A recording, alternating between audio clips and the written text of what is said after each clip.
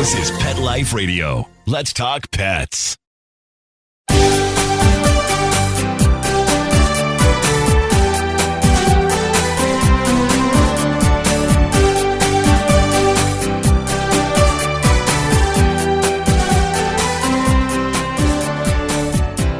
Hello and welcome to Working Like Dogs on Pet Life Radio. Thank you for joining us and for following Working Like Dogs on Instagram and Facebook. We're your hosts. My name is Marcie Davis, and my co-host is my adorable service dog, Lovey. And we're thrilled to be with you to talk about our favorite subject, working dogs and working animals. And today we're going to be talking with Jessica Wellman about her miniature horse service animal, Honey. And Jessica's going to talk with us about the work that Honey does for her. So come right back after these quick messages as we welcome Jessica Wellman and Honey to the show.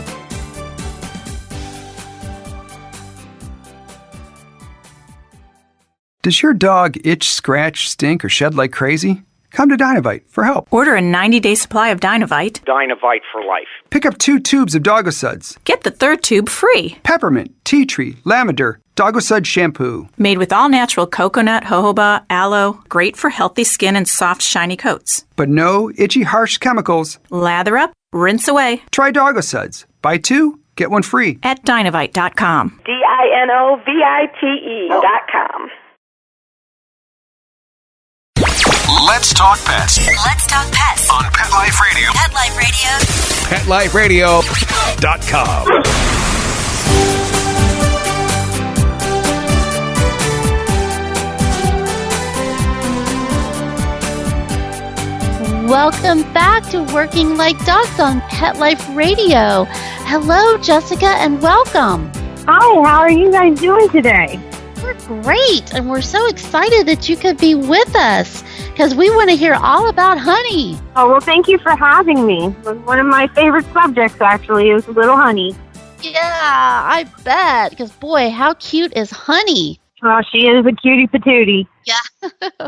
Well, I'm so glad you could be with us today, Jessica, because many people are unaware that the Americans with Disabilities Act actually defines a service animal as a canine or a miniature horse under 100 pounds that's been trained to do work or perform tasks for a person with a disability.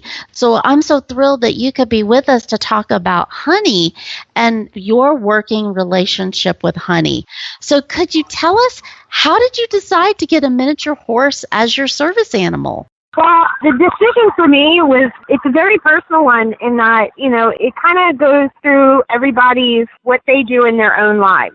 So I've grown up with horses in my life, and where I've had dogs as well, the disability that I have, it's actually harder for dogs to work for me because I need mobility. And at 5'7" and pounds, a little horse can actually hold up to the work that I need them to do much better than a dog can. Yeah, that's awesome. So you really needed a service animal that you could lean on, is that correct, for mobility to assist you in walking? Precisely. Yep. She helps me get around while I'm walking around. She'll help me stand up or sit down, depending on, what position I'm already in at the time. If I do fall, she does an assisted stand and a momentum pull to help get me up off of the ground. She'll pick up dropped objects. She'll open doors, cupboards, cabinets, and she has recently been learning to retrieve items from the refrigerator. Oh, I love it. That's so great. That's so wonderful. And that's such a long list of tasks that she does for you, Jessica. That's great. Yeah, she really likes working. And I like teaching her as many things as I can, which is why she also does a lot of tricks. So she's tricked and fast trained. Yeah. Well, so did you train Honey, or did an organization train her for you? I actually train Honey, and I also work with a service animal organization, both a for-profit and a non-profit. Oh, nice. Okay. And what are those agencies? So Scion Training, LLC, we're located down in Ocala, Florida, and the other one is Reaching for the Stars Service Animals. And we've actually been able to help train and place a couple hundred dogs now. So Wow, that's great. Well, so how long did it take you to find Honey? Did you just have a relationship with her already and thought she had the skills and she had the attitude and the work ethic? Or how did you pick Honey? actually, Honey was kind of picked for me in a way. I had gone to a local, like a pet expo, what's it called? It's the Horse Expo up in Maryland, in Timonium. And I actually was just putting some money and my name down for a raffle that was supposed to, help with this rescue organization and all that. And come to find out, the winner got to win a little mini horse. And it turns out I won Honey. Oh, my gosh. I call her my little $5 raffle pony, and because that's what I put in for her, and I wound up winning it. And she came to the farm that I was managing at the time, and she was skinny, she was tiny, she was kind of feral too. So she's come a long way from her very beginnings. Wow. Well, and so when you got her, how long did it take you to start before she actually went into service for you? When I first got her, I actually did not need a service animal. So my disease kind of came up after I'd had her already for 3 years. And it was before that time I had decided that because most of the animals that I have a job of some sort, so I decided to make her into a therapy animal. And she used to go and visit hospitals and nursing homes and places like that, including the VA hospital up in Aberdeen, Maryland. And she was just so good at doing that when I decided, I found out that I had this disease that was going to get worse as I got older. I decided I was going to go ahead and start training her for my needs later on in life. And I wound up meeting her sooner than I thought I would. Wow. What a story. That's amazing. That's so awesome. Oh my gosh, that you won her through a raffle. She's a little rags to riches kind of girl. Yeah. Well, and so how old is Honey now? Oh, Honey is 8, I believe now. I have to count back, but yeah, I think she's about 8. Yeah. And what's her working life expectancy? Many horses, they actually live to be in their mid-30s, and depending on how she's doing, she could have a working life that's almost as long. So she could be working up until she's 30 and even in the mid-30s, just depending on what the workload is and how she's holding up herself. Yeah. Boy, that's the beauty of the miniature horses, isn't it? Because that's so much really nicer than a dog, that they have that longer working lifespan. Yeah. Because the dog's is pretty short. You get basically 3 working lifespans of a dog for one miniature horse. Yeah. Well, so tell us about, Jessica, have you had any challenges out in public with Honey? What's that been like for you? Because I'm sure people are surprised to see a miniature horse as a service animal. They really are. It's funny because I have a lot of interest. So, I am not a shy person at all. And when anybody is asking me about service animals and getting a miniature horse, I say generally I would not advise them for people who, A, do not know anything about horses to begin with, and B, who don't like attention, because you're going to get it. So you're going to get people really looking, you're going to have people taking pictures, and you're going to have establishments really question you because they're not going to really understand the laws. They know service dogs. They don't really know about service horses, especially since it's only been since 2011 that they have been written into the ADA. Yeah, those are all really good points and all things that I was wondering about what it's like for you, because even I still get questioned with a dog every now and then, not that often, but I still get it when I least expect it. But I can only imagine what it's like for you with Honey. Yeah. Well, actually, it's pretty good in our area, though. A lot of people already know us as the people who train the dogs, and the service animals in general. So, we kind of have a little bit easier of a time. But just really knowing our laws and our rights, that's what really helps. Because if you stay calm and positive and you talk to people, most people, they're inquisitive. They want to know. They want to learn, Yes. And seeing where I'm at, because I'm down in Ocala, which is actually horse capital of the world. Yes, it is. People love it. Yeah, down here, people love it. Everybody, grows up, it seems like, in this area with horses. So, they're a little more welcoming than, they would be in other areas. Right. So I'm fortunate in that respect. And I'm sure, too, when people see Honey and how well trained she is, and when you explain the ADA law to them, and then they see her behaving as they would expect a service animal to behave, then I'm sure that also makes it a lot better for you guys, too. That is very true. And anytime, because I try and help other people in the service horse community out and guide them the way that I almost wish I had somebody to guide me when I was first starting out. But I tell them, I'm like, if you're going to go out in public, it has to be stellar. I know a lot of these animals are still in training, but you're not as likely to find a fake service horse walking around as you are a dog, just because there's not as many of them. But, I tell them you have to know your rights, and you have to make sure your horse is A, going to have a good experience, and B, is ready for the experience. Yeah. Well, that is so true. You can't rush it.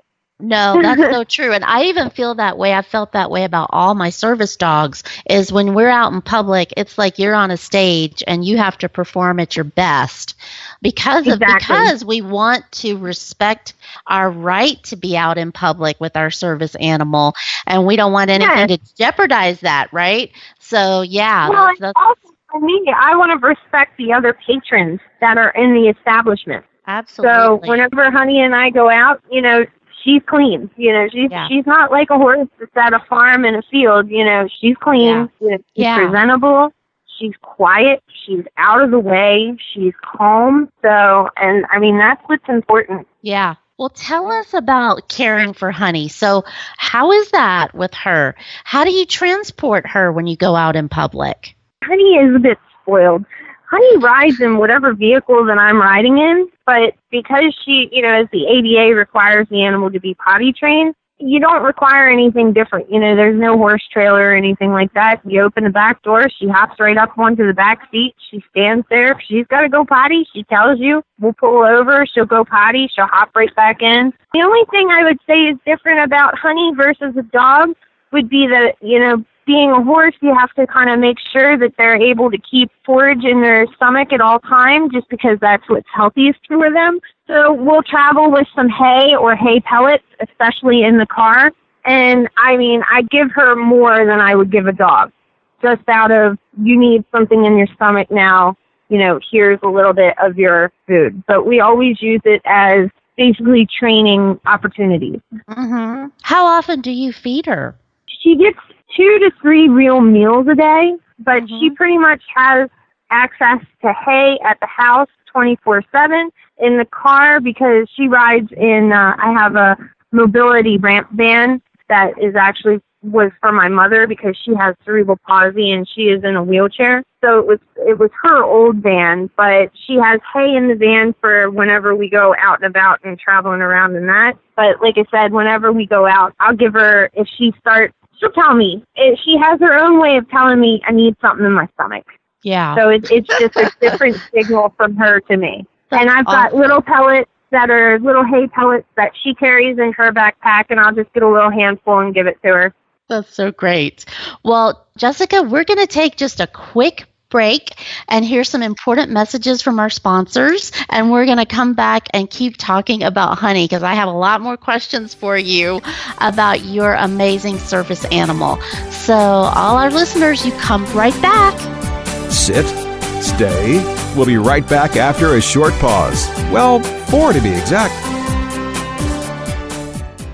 Put on a perfectly possum pet party. Having an awesome birthday or adoption day celebration for your 4-legged friend? Or just want a fun excuse to throw a fun party with your friends from the dog park?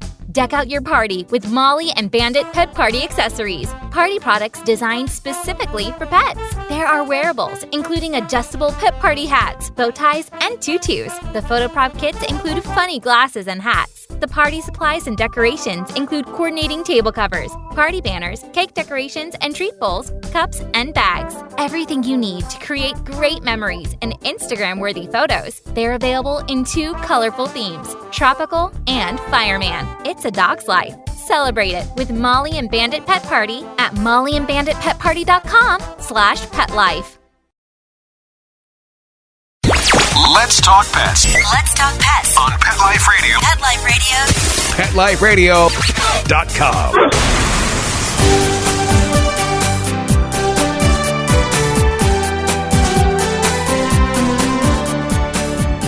Welcome back to Working Like Dogs on Pet Life Radio. And we're visiting today with Jessica Wellman about her adorable service animal, which is a miniature horse, Honey. And before the break, Jessica, you were talking about how you feed Honey and how that works and how it's so awesome that you have hay available and the hay pellets in your van. That's so great. But I was wondering too about her schedule for the day. Like, how long can Honey really work before she needs to go outside? Tell us a little bit about a typical day for her. So what we have done is, in our house, I've converted my walk-in closet to what I call Honey's room. It's not a stall, but it has a bed for her in there. She has a water. She has a hay bag that's hanging that she eats out of whenever she wants. And then we have a little kiddie pool that's set up as a potty. So typically what happens is I wake up and she'll either use her quote-unquote litter pan, or she'll go outside and she'll get to go potty then. And that'll pretty much set me up for anywhere between 2 and 5 hours of when she can work and will not be hindered by having to go to the bathroom. But because the horse's stomach naturally moves about every 2 hours, I don't want to constrict that because the healthy gut needs to keep moving. So I usually plan my days for taking breaks every couple of hours, which for me and the disease that I have is actually right on par for when I need to take care of my own needs. So we'll go outside every couple of hours and she'll get to go potty, and then she'll get a little reward for getting to go potty where, it's appropriate. And then if we're anywhere that I have to be there any longer amount of time, she will hold it. She's very good about holding it for up to 8 hours. I do not like asking of her, but she can do it. Yeah. So it's really no different than what you would expect from a dog. If we're inside somewhere where I can't get to outside, she is trained to go into the bathroom with me, and she'll actually poop right into a little doggy bag so that I don't have to, it doesn't hit the floor. I don't have to take her if we're up on the 5th floor for something. We don't have to do an elevator ride all the way down to the 1st floor to go outside. She'll actually go right in a potty bag, and I can put it in the trash because they are not scented, but they're odor controlled. So no scent gets out of them, which is fantastic. I mean, it's not... Training her took the time and dedication to do, but now that she's trained, it's really just so easy. Wow. Well, it seems like you've really thought of everything with her and her training, which is so great for you guys as a team. That sure makes you so much more effective. Wow. So yeah, I mean, it's a good thing too, because it's a bond that you develop with your animal, and I know you have it with your dog too. You can just look at them and know. Yep. Okay, we'll take care of that. Exactly. And that's our responsibility, right? As much as they help us, we have to make sure we're helping them. Yeah. And it is a teamwork. People think that you just get a dog and you can keep on with your life as normal, but it really isn't. You have to work together. And it's that communication that makes a stronger bond. Yeah. And it is work. I know. That's what I tell people. I'm like, you're not getting a robot. You're getting a living, breathing, thing that actually has its own ideas and motivations and agendas, and you're going to have to work with that and respect that. Exactly. Yeah, yeah. Well, how is it? Have you flown with Honey? I have not flown with Honey. It's one of those things where I know if I have to, I can, but me personally, I would either rather take one of my service dogs, which I have Honey kind of like for heavy duty days and mobility for when I flare, and then I'll have a dog that will give her some days off, and that is a little more convenient for air travel, sort of a thing. Yeah. So I'll usually fly. If I have to fly, I'll fly with the dog. But I know I can. I've looked at, being on the plane with her, and I'm like, yeah, I can do this. But I also know I would have to buy a second seat just to accommodate both her and I, and to not infringe upon anybody else's. Yeah, yeah. So could I? Yes. Will I? Probably not. I don't see an instance where I would have to fly somewhere with her. Yeah. Well, I mean, because you are a trainer, it's really nice that you have that flexibility and those other options to support your own needs as a result Yes. of your disability. Yeah, which is really unusual. You're really lucky, Jessica, because you have that. That's awesome. And because you live in horse country in Ocala, Florida, which is some of the most beautiful land in our entire country, actually, I think. I think so. I think it's beautiful here. I really do. It's gorgeous. Well, let me ask you, what's the greatest lesson you think you've learned from Honey? I think it goes back to kind of what we were saying about really paying attention, not taking things for granted, and to take your time. Really training the dogs and the horses, because I've helped train a couple of horses for therapy work, and I'm working on a new one now that's hopefully going to be another service animal, and I really hope to kind of broaden the ability to offer trained service horses for other people. It's taught me to slow down and to really give the animals a chance, because most of the time they want to do it. They really do. And they just need the time to process. Because it's like if somebody were speaking Chinese to you, you're not going to comprehend it like that. You're going to have to figure it out and take your time to really go through kind of what's being told to you. And it's just amazing to see that they can do this, and to see that we as people and trainers, we can work with them to do this. And it really is amazing. Yeah. Well, tell us, Jessica, a little bit more about the work that you're doing. You mentioned the 2 organizations that you work with and that you actually train miniature horses for other people as service animals. Tell us a little bit more about that and how our listeners could get more information about you and the work that you're doing. Sure. Yeah, we have a couple of organizations. We have Procyon Training LLC, and that is our local to kind of like Ocala area dog training. Spell that for us. It's Procyon.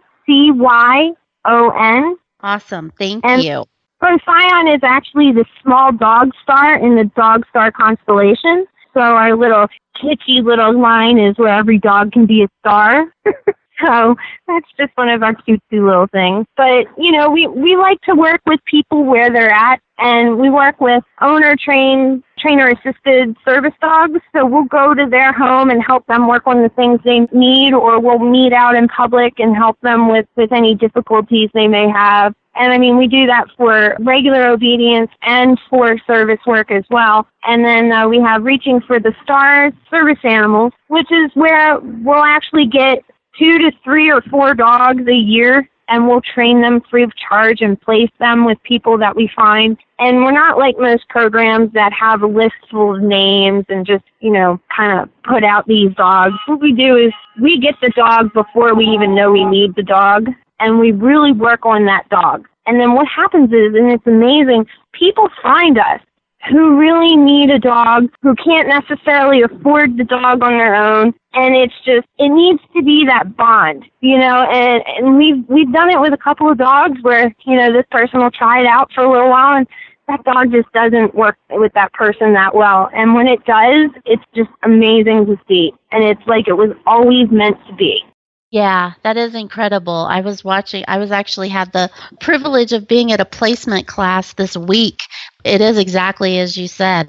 Seeing that bond and when people really click with their dogs, it's just... Exactly, yeah. It's magic. It's pure magic. Yep. It really is. And I think we got hooked on it because Stephanie Roberts is actually the owner and head trainer of the program and the company. And it's just when we went up one time and we had this dog and we found out there was this young woman who needed a service dog, and we'd never met her. It was all over phone conversations, and we actually traveled up to Maryland with the dog to see if it would work out. And it was amazing to see. She took the leash and she completely changed. And that dog never looked back. And we had that little puppy since she was 7 weeks old, and she was almost a year old when we handed the young woman the leash. And it was just, you would have thought that dog had never known us. Did she love us? Yes. Did she, get excited when the vest was off and the leash was on, off duty? Yeah, she was a puppy then. But as soon as she had that job and that new younger woman took a hold of that leash, she knew she had to take care of her. And she has been now for the last 3 years, I want to say.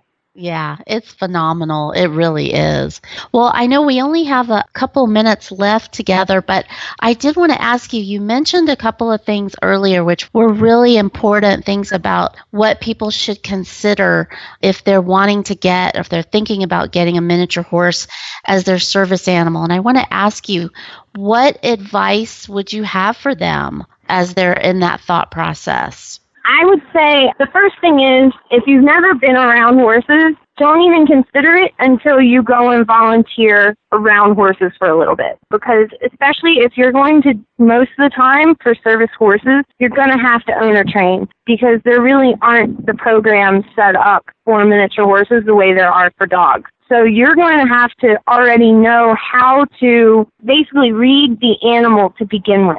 That's why I don't suggest it for people who don't already have or have worked with in the past horses. But other than that, you're going to have to make sure that you have just the ability to know that you can stand up for your rights, because you will be tested. And I'm not saying it in a way that people are going to be mean about it. It's just people are curious. They want to know. They're going to talk to you about it, and it's best if you really are able to study up on your laws and know what your rights are, and at times what your rights are not. Yeah, that's a really good point, Jessica, because, sometimes we want to push the envelope when really it's not appropriate. Yeah, so I really appreciate you saying that. Yeah.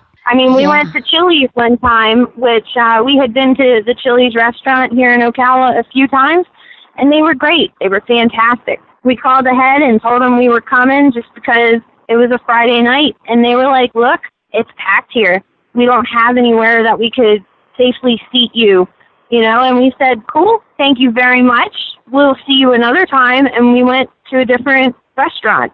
Could we have pushed the fact? Probably, but we didn't. It's not worth the safety risk for not only the other patrons in the area, but also for my piece of medical equipment. Yeah, exactly. Yeah, well, that's a perfect example, and I'm so glad you shared that. And as a responsible handler, those are exactly some of the decisions and sacrifices that you have to make sometimes. You can't always do what you want to do when you are handling a dog or a miniature horse. Yeah, that's awesome. It's another living being that, you just have to watch out for. That's right. And we're responsible for their safety and well-being. Absolutely. Exactly. And they're responsible for ours. So. Right. It's beautiful. Yep. It's that beautiful, feng shui kind of thing to it, isn't it? It's a reciprocal relationship, right? It really is. Exactly. Well, tell us how our listeners can get more information about you and Honey and the work that you're doing, Jessica. Probably the easiest way is through Facebook. Honey has her own page on Facebook. It's Honey the Mini Service Horse. And we just post whenever we go somewhere and, kind of doing some fun things. We'll post some stuff about it. We'll even post at-home videos of just hanging out at the house and what it's like to have a horse in your life and in your home. And then for our training companies, Procyon Training is also on Facebook, as well as Reaching for the Stars. Okay, awesome. And we'll put that information on our website so that our listeners can be sure and find you guys if they want to reach out to you. Okay, great. Well, Jessica, I can't thank you enough for being with us today. Just enjoyed every second of hearing about you and Honey and the work you guys are doing and the other work that you're doing, Jessica, which is awesome. Well, thank you so much for having me. We love to be able to talk with people and educate as many as we can, be it to their rights as, possible business owners, and then to our rights as, people who require the assistance of an animal. Well, you guys are definitely doing it, and we hope you'll come back and tell us more of work that you're doing in the future, because I know you and Honey are going to be busy. We are, and we would love to be able to talk to you. Hopefully we're going to have a little bundle of joy this time next year to start our training with. So. Oh my gosh, that's so exciting. Yeah. Well, thank you so much. It will not be honey, just so everybody knows. It won't be honey, but... Okay. Thank you, Jessica. And thank you, our listeners, for being with us. We love to hear from you. So please keep your emails coming. We love your questions, your comments, and we love your ideas for future shows. So please keep those coming. And you can email me at Marcie, MARCIE, at PetLifeRadio.com. And I also, as always, invite you to follow Working Like Dogs on Facebook, Twitter, and Instagram. We just love seeing your photos of your working dogs and working animals. So keep those coming. Thanks so much and take good care. Let's Talk Pets every week on demand, only on PetLifeRadio.com.